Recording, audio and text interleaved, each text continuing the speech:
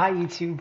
Can you believe that Arsenal spent 90% of the Premier League season at the top of the table but still finished in second place? I mean, that's gotta go down as one of the biggest bottle jobs of all time, right? Well, let's see if I can try to change your mind. My name is Kanji FPL and welcome to my YouTube channel where we're going to be talking about EPL and FPL content. Let's jump right into Arsenal's season review.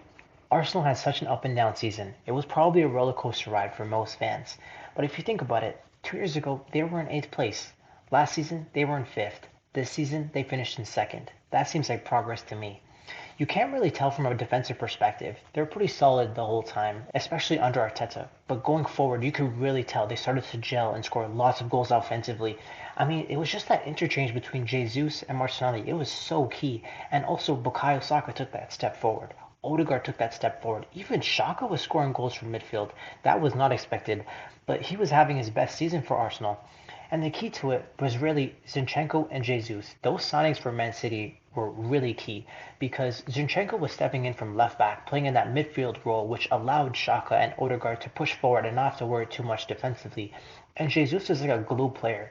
He isn't really judged, in my opinion, for the amount of goals and assists that he scores personally, but I think the team just plays better because he sacrifices himself like a false nine. He does a lot of the dirty work for the team that allows Saka and Martinelli to be in the goal scoring positions. Emil Smith Rowe was injured coming into the season, and Martinelli took that starting spot and never looked back. He was really solid. He was just so direct. Whenever Martinelli would get the ball, I would see him dribble past two or three players and try to get a shot on goal. He was so direct this season. Really impressed me. So he was a key player this season that Arsenal didn't really have last year because there was just a rotation between Smith Rowe and Martinelli. So by Martinelli locking down his spot, that allowed Arsenal to take that next step. Also, Odegaard, man, he was my favorite player to watch for Arsenal. He's so graceful across the pitch. The way he flows, dribbles, creates for the team.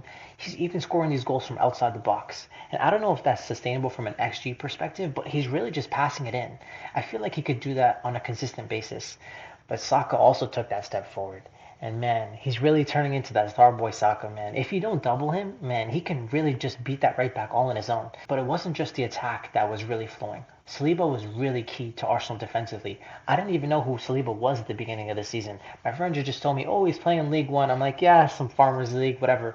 Bro, he came in and he locked that center back spot down right away. You could tell he was a quality player. And it was disappointing because as soon as he picked up that injury, after that Fulham game onwards, Arsenal's defense basically fell apart because the difference between Saliba and QER and Holding is drastic. If Arsenal really want to compete next season, they need to add more depth to the squad because those guys just aren't good enough to win a Premier League title against a team that's as deep and as great as Man City. In the first half of the season, I feel like Saliba was the best defender for Arsenal, but in the second half of the season, post World Cup, I feel like Gabriel took that next step forward and he became that guy defensively. And I know Arteta likes a left footer on the left side, so there's always a bias to let him play. And I feel like every time there's a free kick or a corner, they're always aiming for Gabriel. That guy can score goals. And I think he just has really strong goal threat, even from the center back position. But I still got to give some props, reluctantly, to Ben White. I don't think he's the best right back in the league, but I just think he's so well balanced. He chipped in with a goal for Arsenal, surprisingly. He got some assists here and there too, but he's just really solid defensively, and he's a great player to allow the system to be as it is. Also, Partey was probably the best CDM in the league for the first half of the season. I mean, he was just controlling games. I think I saw some statistics about Partey. Whenever he wasn't playing, Arsenal couldn't really keep clean sheets. But I mean, Arsenal couldn't really keep clean sheets in the second half of the season regardless. So I don't think those statistics matter that much. When I think about Arsenal, I just think of their attack. So from an FPL perspective, if we just look at the XGI of Martinelli, Saka, and Odegaard, it was actually more similar than I thought it would be. And the thing that really surprised me is actually, I think Martinelli is just so direct. I was surprised to see that he had a balance of XG and XA. But overall, if you look at Martinelli, Saka, and Odegaard, their XG was actually really well split between the team. There isn't one guy that gets most of the chances. It's really well balanced.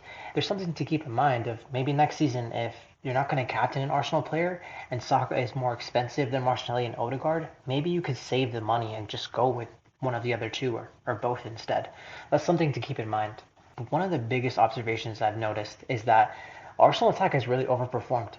If you look at Martinelli's FPL returns, he had 24 versus an XGI of 18. If you look at Saka, it's similar. It's 26 FPL returns from an XGI of 20, and similar with Odegaard. So is that going to be sustainable for next season? That's the key question.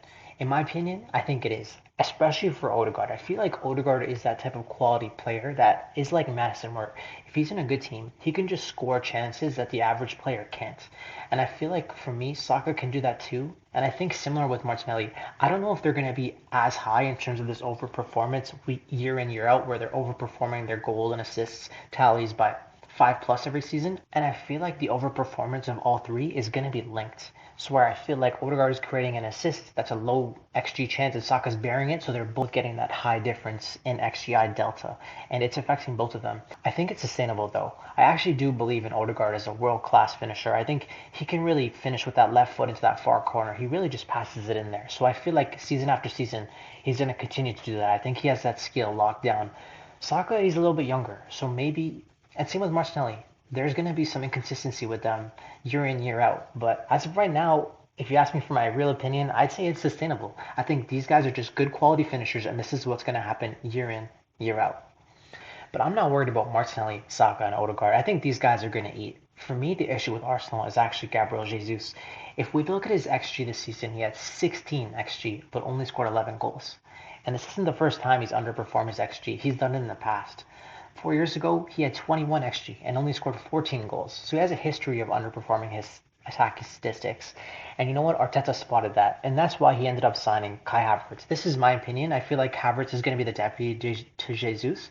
I don't think Havertz is going to take that Saka role, but Havertz has the same issue where he underperforms attacking statistics as well. This season he had 13 XG and only scored 7. So he has a similar issue. So it's going to be interesting to see how Arteta handles this dynamic. But with Champions League coming up next season, it's going to be great for Arsenal to have that extra squad player to rotate with. But the jury's still out. I don't know if either of these guys can take Arsenal to the top. Because Jesus and Havertz are going to be in the same squad, maybe they'll challenge each other to become the best versions of themselves. Something to keep an eye on will be the rotation in that left wing position. Martinelli is definitely the number one, but the difference between Martinelli and Trossard is small relative to the difference between Saka and Reece Nelson. So I feel like if I'm Arteta, I don't know how I would handle it. Is Martinelli going to play every single game in all the competitions and get subbed off after the 60th minute?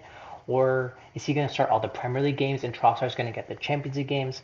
Or does Trossard maybe get the easier games in the Premier League? So I don't know how Arteta's going to handle it, but something to keep an eye on.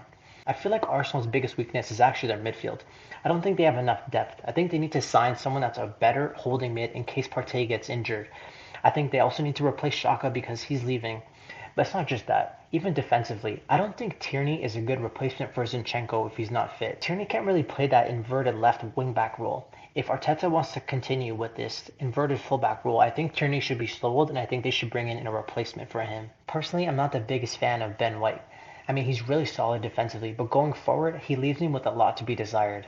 I feel like if you had the creativity of someone like Trent, Trippier, or Reece James behind Saka, you would allow Arsenal to take that next step forward.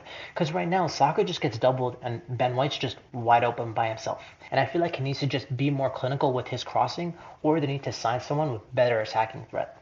I don't know why Partey's looking to leave. The guy really reminds me of Serge Ibaka. If I look at his passport, it says 28, but really, this guy must be 34, 35, bro. Because, bro, he's been missing so many games recently. For Atletico Madrid, he never missed any games, so something must be up there. I don't know what's going on, but I've seen a lot of rumors about Arsenal being linked to Declan Rice, and he is one of the most underrated players in the Premier League. He would be great. That's why a lot of teams are in for him. Arsenal were in for him originally, but now Man United are there, Man City were there. I don't know where he's going to go, but he would be a great signing for Arsenal. He could play in that Xhaka role because he's going to leave. He could replace Partey if he leaves. So I guess we'll see. Arsenal have one of the strongest young cores in the Premier League, and honestly, the sky's the limit for them. Thank you so much for taking the time for listening to my video. If I provided some value to you, please drop a like, comment, and subscribe, and I'll see y'all again soon. Peace.